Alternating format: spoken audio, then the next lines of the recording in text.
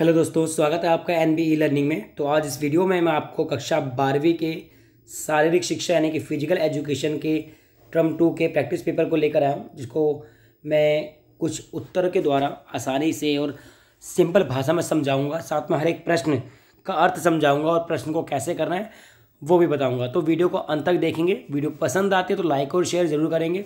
सबसे पहले मैं आपको कुछ इंस्ट्रक्शन बता दूँ, क्योंकि इस बार जो पेपर होगा रिटर्न का होगा। आपका पेपर 2 घंटे का होगा बेटा, और मैक्सिमम अंक 35 होंगे बेटा। ठीक है, आगे बढ़ते हैं। तो प्रश्न पत्र 3 खंडों में होंगे। आ बा सा यानी कि इंग्लिश में ABC बोल सकते हैं। खंड आ में 9 प्रश्न आएंगे। आपको 7 प्रश्न करना है कोई भी, और प्रत्येक प्रश्न 2 अंक का होगा, यानी कि आपको 2 पॉइंट लिखने हैं। 2 पॉइंट लिखोगे तो नंबर मिलेंगे, या कम से कम 30 से 50 शब्द लिखोगे तो नंबर मिलेंगे। लेकिन कोशिश करना पॉइंट पे दोगे तो नंबर आपको आराम से मिलेंगे। खंड 5 में 5 प्रश्न होंगे, आपको 3 हल करने हैं। ठीक है, प्रत्येक प्रश्न 3 अंक का होगा, यानी आपको 3 पॉइंट लिखने हैं। अगर पॉइंट में नहीं कोई भरी भाषा हो गया, अंतर आ गया, तो 80 से 100 शब्दों के बीच लिखना है। साथ में खंड सी यानी सा में 4 में से 3 प्रश्न करने हैं। टोटल आपको करने हैं 13 प्रश्न बेटा। कितने प्रश्न मिलेंगे आपको? 18 प्रश्न में से आपको करने हैं 13 प्रश्न। ठीक है, 4 अंक का तो 4 पॉइंट लिखने हैं। तो शुरुआत करते हैं हम इस प्रश्न पत्र की। आप क्वेश्चन देख लें, क्योंकि मैंने दूसरी PDF बना के इसके उत्तर लिखे हुए हैं। तो एक प्रश्न है कि पश्चिमोत्तान आसन के 2 लाभ बताइए, लचीलेपन के उदाहरण सहित बताइए, व्यक्तित्व, आक्रामकता, ODD, ASD, इन सब के बारे में बताना है। तो अब मैं ले चलता हूँ आपको एक नई PDF, यानी कि जहाँ पे इन प्रश्नों के उत्तर भी आपको समझाए गए हैं। तो बढ़ते हैं बेटा। तो बच्चों, जैसा कि मैं आपको बता रहा हूँ, ये उत्तर है। मैंने एक PDF बनाई है ताकि इसमें आपको उत्तर सही समझा सकूँ प्रश्नों को। तो पहला प्रश्न क्या था बेटा कि पश्चिमोत्तासन के 2 लाभ बताइए। तो सबसे बड़ा लाभ है कि ये मधुमेह के रोगियों के लिए, यानी जिसको डायबिटीज़ है, शुगर है, उनके रोगियों के लिए बहुत ज़रूरी है। गुदा यकृत रोगियों के लिए भी चिकित्सक कार्य करती है। तो एक पॉइंट महत्वपूर्ण ये हो गया। आपको बहुत सारे पॉइंट दे रखे हैं, 5 पॉइंट बता रखे हैं, लेकिन आपको 2 लाभ पूछे हैं परीक्षा में, तो 2 ही पॉइंट लिखने हैं। तो एक तो ये लिख सकते हैं, इससे पाचन शक्ति मजबूत होती है और रुकी हुई वायु बाहर आती है। 1 नंबर मिल जाएगा आपको। मधुमेह के रोगी, गुदा यकृत के रोगियों के लिए लाभदायक है, दूसरा पॉइंट हो गया। और भी इनमें से अगर आप, जैसे 4 नंबर का आता था मान लो ये क्वेश्चन परीक्षा में, तो श्वसन प्रणाली मजबूत होती है, रीढ़ की हड्डी की गोटियों सीधी हो जाती हैं, मासिक धर्म की शिथिलता में लाभदायक है। तो पश्चिमोत्तासन, इसकी एक वीडियो है पूरे इस चैप्टर की, जितने भी योग और जीवन शैली है वो देख सकते हैं आप। और इस चैप्टर से 10 नंबर का आएगा, तो बी रेडी फॉर दिस। तो पश्चिमोत्तासन के 2 लाभ बता रहा हूँ मैं आपको, क्योंकि हर जो टॉपिक है वो काफ़ी नंबर का आ रहा है। अगले प्रश्न की ओर बढ़ते हैं। प्रश्न नंबर 2 है बेटा, लचीलेपन को उदाहरण की सहायता समझाइए। तो 2 नंबर का परिभाषा लिखनी पड़ेगी हमें। तो लचीलेपन का अर्थ है वह योग्यता जो किसी क्रिया को अधिक विस्तार से करने में मदद करती है, यानी वह योग्यता जो किसी काम को अधिक लंबे समय तक करने में। अगर आपके अंदर लचक नहीं होगी, आप चलोगे थक जाओगे, आप योगा करोगे थक जाओगे। लेकिन लचीलेपन से क्या होता है, जैसे कि डाई मारते हैं ना विराट कोहली बॉल को पकड़ने के लिए, जडेजा जी, उसी प्रकार लचीलेपन से किसी भी क्रिया को अधिक विस्तार से करने में हेल्प मिलती है। उदाहरण के लिए आप सिट एंड रीच जो एक्सरसाइज होती है, बैठ के फिर नीचे झुकना, बैठ के, अगर आप में लचक नहीं होगी तो आप 2 बार में थक जाओगे, लेकिन लचक होगी तो आप कई बार ये कर सकते हो। अगले प्रश्न की ओर बढ़ते हैं। प्रश्न नंबर 3 बेटा, व्यक्तित्व आक्रामकता, इसका मैंने उत्तर नहीं दिया है। व्यक्तित्व होता है आपकी पर्सनैलिटी, आपकी आकार, आपका जो पहनावा है और जो खान पान है। पर्सनैलिटी होती है जो आप बाहर से दिखते हो, जो आप बाहर से दूसरों के सामने दिखते हो, उसे पर्सनैलिटी। दूसरों के सामने अपने आप को प्रस्तुत करते हो, अपने आपको प्रस्तुत करते हो, उसे हम पर्सनैलिटी कहते हैं। ठीक है, पर्सनैलिटी यानी व्यक्तित्व। और आक्रामकता, गुस्सेला व्यवहार। आक्रामकता यानी कि किसी भी विचार में, किसी भी वस्तु में, किसी भी क्रिया के रिस्पॉन्स में आक्रामक, गुस्सेल व्यवहार को हम आक्रामक कहते हैं। तो 2 नंबर का, तो 1 नंबर में व्यक्तित्व की परिभाषा लिख दो और 1 नंबर में आक्रामकता की लिख दोगे आप। ठीक है, चलो आगे बढ़ते हैं।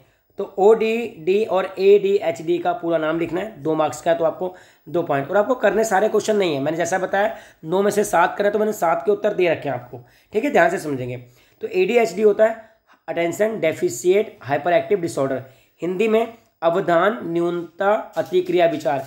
ये उन लोगों में होता है जो बहुत देर तक ध्यान केंद्रित नहीं कर पाते, एक बार ध्यान यहाँ दे रहे हैं, कुछ देर बाद ध्यान वहाँ दे रहे हैं, कभी किसी से बातें कर रहे हैं, कभी पढ़ रहे हैं। तो ADHD आपको भी हो, हर बच्चे को होता है, लेकिन इसमें कंट्रोल कर सकते हैं योगा के द्वारा। अब ODD क्या है? ऑब्सेसिव कंपल्सिव डिसऑर्डर, यानी विरोधक अवज्ञाकारी विकार। तो ODD और ADHD का पूरा नाम लिख दोगे, आपको 2 नंबर मिल जाएंगे। अगला प्रश्न है मांसपेशी संस्थान पर व्यायाम के 4 प्रभाव। अब बताओ बेटा, मांसपेशी संस्थान पर व्यायाम के 4 प्रभाव पढ़ने हैं। व्यायाम से सबको पता है क्या होता है, शरीर स्वस्थ रहता है। तो कभी भी कोई क्वेश्चन आ जाएगा फिजिकल एजुकेशन में कि इस योगा से क्या होता है, इस चीज़ से क्या होता है, हम क्या लिखेंगे, शरीर स्वस्थ रहता है। तो सबसे पहले मांसपेशियों का आकार बढ़ता है। भाई मांसपेशी के बारे में पूछ रखा है, तो मांसपेशियों का आकार बढ़ता है। कंकाल पेशी में, यानी आपका जो स्केलेटन सिस्टम है वो चौड़ा होता है। आप सकते हो वो क्या कहते हैं, कौन सा हीरो जिसकी बॉडी है, सलमान खान लगते हो। मांसपेशियों को अधिक ऊर्जा प्राप्त होती है, क्रिया में सुधार मिलता है, कोशिका नलिकाओं का निर्माण होता है, वसा में कमी, जो आपकी चर्बी होती है एक्स्ट्रा वो रिलीज हो जाती है। मांसपेशियों की सहन क्षमता में वृद्धि होती है, थकान में देरी होती है, आसन में सुधार होता है। तो आपको मैंने कम से कम 12 पॉइंट है। शक्ति और गति में वृद्धि, पोषक और भंडार में वृद्धि। तो आपको कितने लिखने हैं, 4 लिखने हैं। समझ आ गया? व्यायाम के बहुत सारे फायदे हैं, मांसपेशियों का आकार बढ़ना, ऊर्जा की पूर्ति, प्रतिक्रिया में सुधार, वसा में कमी, नलिकाओं का निर्माण, सबसे मेन लिख सकते हैं अतिरिक्त वसा पर नियंत्रण, थकान में देरी, शारीरिक गति में वृद्धि। ये सब लिख सकते हैं आप किस प्रश्न के उत्तर में, मांसपेशी संस्थान पर व्यायाम के 4 प्रभावों के बारे में। आगे बढ़ते हैं बेटा। 6वां प्रश्न, आइसोमेट्रिक विधि को परिभाषित कीजिए। तो इसकी परिभाषा आप बुक में से देखना, सेम टू सेम परिभाषा लिखनी है और 2 उदाहरण लिखने, आप देख लोगे। ठीक है, अब प्रश्न नंबर 7 पे बढ़ते हैं। OCD के 2 लक्षण, ठीक है, और कारण बताने हैं। तो 2 लक्षण 2 कारण, कितने नंबर का है बेटा, 2 नंबर का है। तो आधे आधे नंबर के लक्षण हो गए। देखो 0.5 गुना में 2 लिखा हुआ है, 0.5 गुना में 2। तो आपको 2 पॉइंट इसके लिखने हैं और 2 पॉइंट उसके। तो मैंने बहुत सारे पॉइंट दिए जो आपको ईजी लगे याद करना। तो OCD में सबसे महत्वपूर्ण लक्षण है दूषित होने का डर, कि कोई मुझे छू लेगा तो मैं गंदा हो जाऊंगा, मुझे बीमारी हो जाएगी। और चीज़ों को खोने का डर, शब्दों को बार बार दोहराना, ठीक है, अपने प्यारों की कुशलता को बार बार जांचना कि भाई सब कुशल मंगल है, कोई दुर्घटना तो नहीं घटी, घर में दिया बुझ गया तो फ़ोन कर रहे हो भाई ठीक हो, कुछ भी ऐसा बिल्ली रास्ता काट गई तो आप परेशान हो गए हो। तो OCD के लक्षण नंबर 1 दूषित होने का डर, जरूरत से ज़्यादा धार्मिक कार्य पर ध्यान देना, यानी कि ये पूरा एक ही पॉइंट है। चीज़ों को खोने का डर, तीसरा पॉइंट। वहम करना, चौथा पॉइंट। ये दोनों एक पॉइंट है, 5वां। और शब्दों को बार बार दोहराना, 6ठा। तो 2 लिखने, 2 आप लिख लेना कोई भी। ये लक्षण है OCD के। और इसके जो कारण है, क्यों होता है बेटा ये, इसके बहुत सारे कारण। एक तो है जब भी OCD वाला बीमारी आएगी तो हम लिखेंगे, एक तो अनुवांशिक तत्व, ये मेन है, बाकी तो बहुत सारे तत्व हैं। दूसरा पर्यावरण संबंधी तत्व, तो वातावरण और अनुवांशिक तो सब में आएगा ही आएगा, लेकिन कुछ और ऐड करता हूँ उसमें। मस्तिष्क के मार्गों में स्टेटोकोकस संक्रमित होना, ये पूरा पॉइंट है अगर आप साइंटिफिक लैंग्वेज में लिखना चाहते हैं। जैविक तत्व, कोई बायोलॉजिकल डिसऑर्डर हो गया आपके अंदर, भाई कोई बीमारी होगी बायोलॉजिकल। संक्रमण, ठीक है, न्यूरोट्रांसमीटर से स्तर में कमी, अगला पॉइंट हो गया, ठीक है। और ये हो गया जैविक अनुवांशिक कारण। तो ये बहुत सारे कारण हैं, आप लिख सकते हैं 2 लाभ और 2 लक्षण और 2 कारण।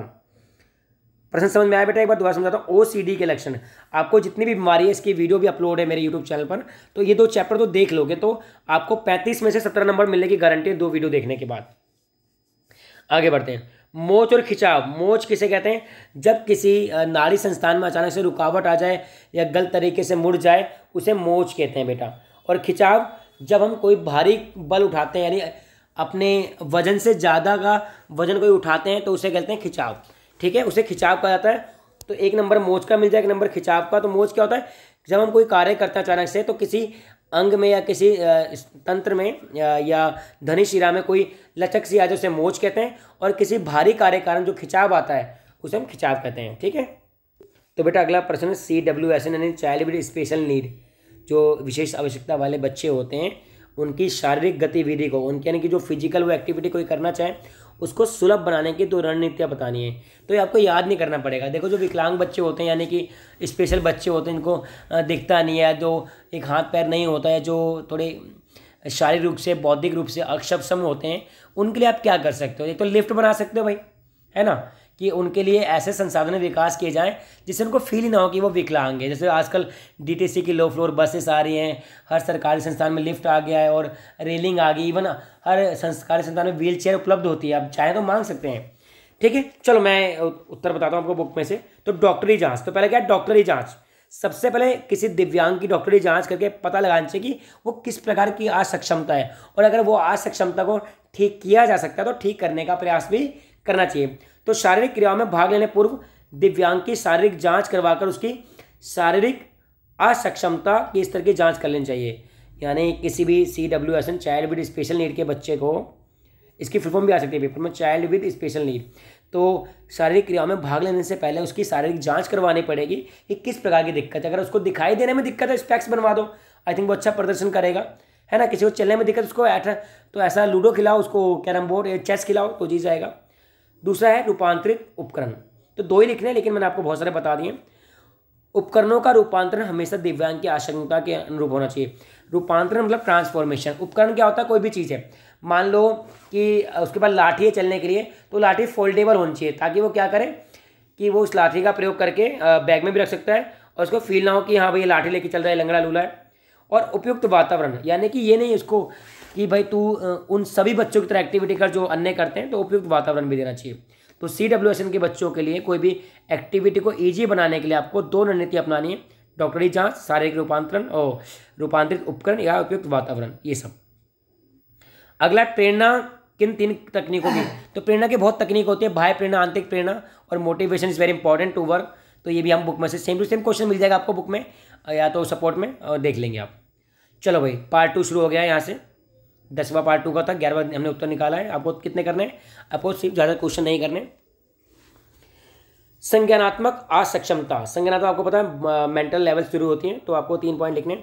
संज्ञानात्मक असक्षमता मानसिक असक्षमता है जिसमें सीखने, बोलने, याद रखने और समस्या हल करने जैसी प्रॉब्लम को नहीं कर पाता। यह बौद्धिक स्तर से जुड़ी होती है, सॉरी या ये मैं लिख दूँ, यह मानसिक रूप से जुड़ी होती है, मानसिक रूप से, ठीक है, ये मानसिक रूप से जुड़ी होती है बेटा, मानसिक रूप से। ये बच्चे को ठीक भी कर सकते हैं। तो लक्षण क्या है, क्योंकि सीखने में दिक्कत आती है, उसको बोलने में दिक्कत आती है, याद करने में दिक्कत आती है, समस्या को हल नहीं कर पाता। ठीक है, 2 पॉइंट तो ये हो गए। ठीक है, और मानसिक असक्षमता जो लिखा हुआ है तो 3 पॉइंट हो गए, 1, 2 और 3, कि संज्ञानात्मक असक्षमता वाला बालक किसी भी समस्या को ठीक ढंग से हल नहीं कर पाता, वो ठीक ढंग से बोल नहीं पाता, तो ऐसे हम लिख सकते हैं इसको। आगे बढ़ते हैं बेटा, और ठीक से व्यवहार नहीं कर पाता वो। कठोर यानी कि कठोर उतक चोटों के वर्गीकरण का फ्लो चार्ट बनाना है, तो फ्लो चार्ट आप बुक में देख सकते हैं बेटा।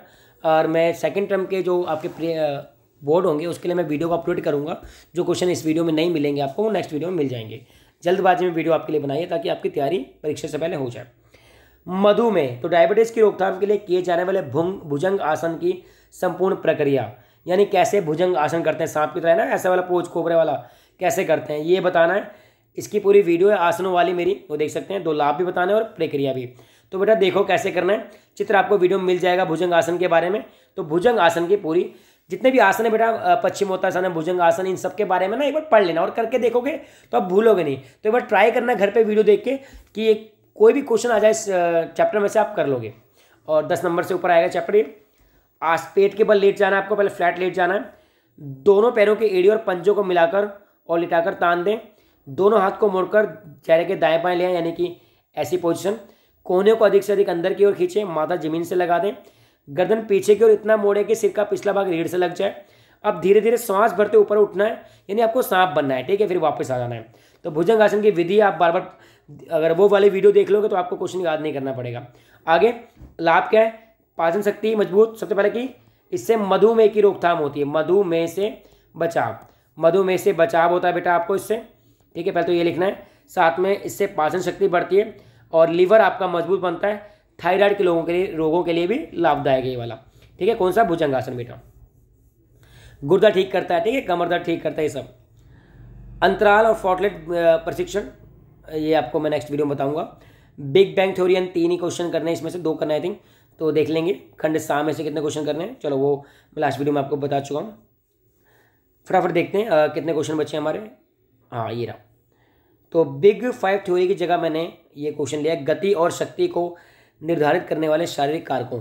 तो 4 नंबर का है बेटा, ठीक है, 4 नंबर का, 4 नंबर के 3 प्रश्न आएंगे। तो बेटा खंड सी में से 3 प्रश्न आएंगे, ठीक है। आगे बढ़ते हैं हम। तो गति और शक्ति को यानी कि स्पीड स्ट्रेंथ को निर्धारित करने वाले शारीरिक कारकों पर चर्चा करनी है। तो ये 0.5 × 4 यानी कि 4 मार्क्स का है आपको।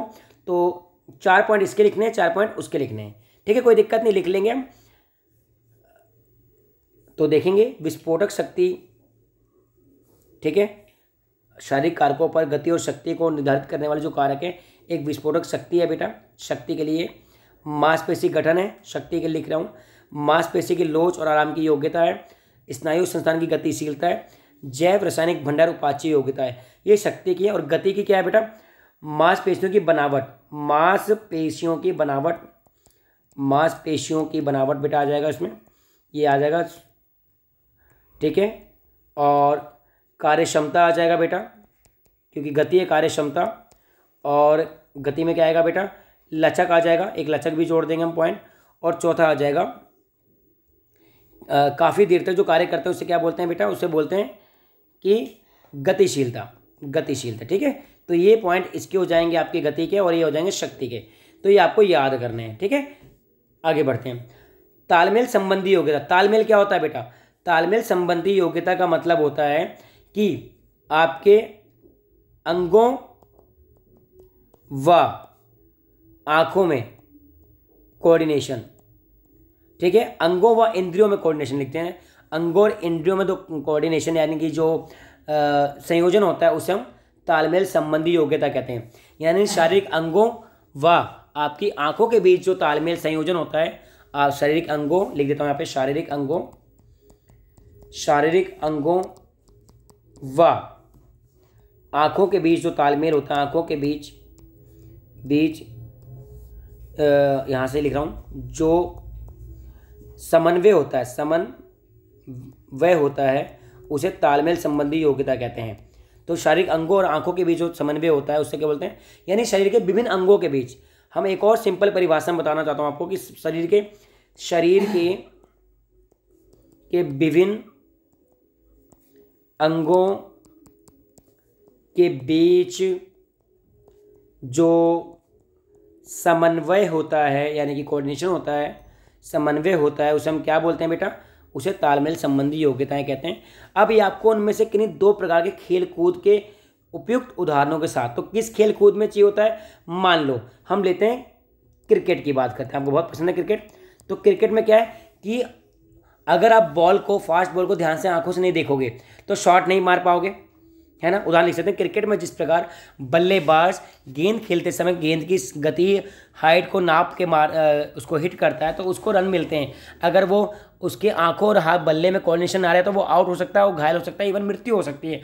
उसी प्रकार फील्डर अगर कैच करते वक्त उसे ये नहीं पता कितनी दूर भागना है कैच लेने के लिए, कैसे ड्राइव मारनी है, तो क्या होगा, वो ठीक से नहीं खेल पाएगा। तो 2 प्रकार के खेल, एक तो बता दें क्रिकेट, एक आप खुद सोच लो। चलो मैं बताता हूँ, क्रिकेट के अलावा और कौन सा गेम पसंद है, कबड्डी मान लो। चलो कबड्डी आजकल बहुत देखते हो, कबड्डी प्रो लीग वगैरह देखते हो। तो कबड्डी में भी क्या है, हाथ का, अंगों का, क्यों है, हाथ का, पैर का, आपके अंगों का, आपकी जवान, इन चारों कोऑर्डिनेशन चाहिए होता है। कैसे भाई, कबड्डी बोल रहे हो, आपको पता है पीछे से मारो तो कैसे लचकना है, कैसे उसको हाथ टच करना है, कैसे पैर, मान लो कबड्डी बोलो, सांस तोड़ दी बीच में और आउट, छू लेगा तो आउट हो जाओगे। आपको ये भी याद रखना है कि मुझे सांस टूटने से पहले वापस भी आना है। तो ये 2 प्रकार के खेल कूद कौन कौन से हैं, एक कबड्डी, एक क्रिकेट। तो इनके बारे में आप लिख सकते हो, ठीक है। और 18वां प्रश्न है बेटा कि जीवन शैली, ये बहुत ही आसान क्वेश्चन है, बिना पढ़े आप कर सकते हो। तो कितने नंबर का आ गया उस चैप्टर में से बेटा, 10 नंबर से ऊपर नंबर का आ गया। तो 2 वीडियो देख लोगे आपके 17-35 में से कन्फर्म आएंगे, बाकी मैंने समझा दिया है। और जल्दी ही आपके इसके अन्य चैप्टर की वीडियो भी NB लर्निंग पे उपलब्ध हो जाएगी। 2 चैप्टर की ऑलरेडी 2nd टर्म की अपलोडेड है। तो जीवन शैली रोगों के निवारक उपायों में आसनों का, जो अभी पश्चिमोत्तान आसन हो गया या कोई भी आसन हो गया, उनका वर्णन करना है। तो जीवन शैली के जो आपके रोग होते हैं लाइफ स्टाइल में, अगर आप आसन अपनाते हो अपनी लाइफ स्टाइल में, तो उससे रोगों को निवारक यानी कि रोगों को भगाने में क्या हेल्प करता है उसके बारे में बताना। 4 पॉइंट आराम से लिख लोगे, मैं तो इसमें आंसर दिया है आपको डिस्क्रिप्शन में। तो आप लिखेंगे कि ये रहा, जीवन शैली संबंधित विकारों के प्रबंधन में सदैव योग के मौलिक सिद्धांतों की चर्चा की जाती है। तो जीवन शैली के संबंधित जो भी आपके विकार होते हैं, रोग होते हैं, उनके प्रबंध को, उनको मैनेज करने में हमेशा योग की चर्चा की जाती है। कैसे? योग के अभ्यास से क्या होता है बेटा? योग के अभ्यास और तनाव प्रबंधन, चापापचय सामान्य होना, शिथिलीकरण होना, कल्पना शक्ति में वृद्धि होना, प्रचलित लोगों को मधुमेह, रक्तचाप आदि पर नियंत्रण करना। तो 3 पॉइंट हो गए।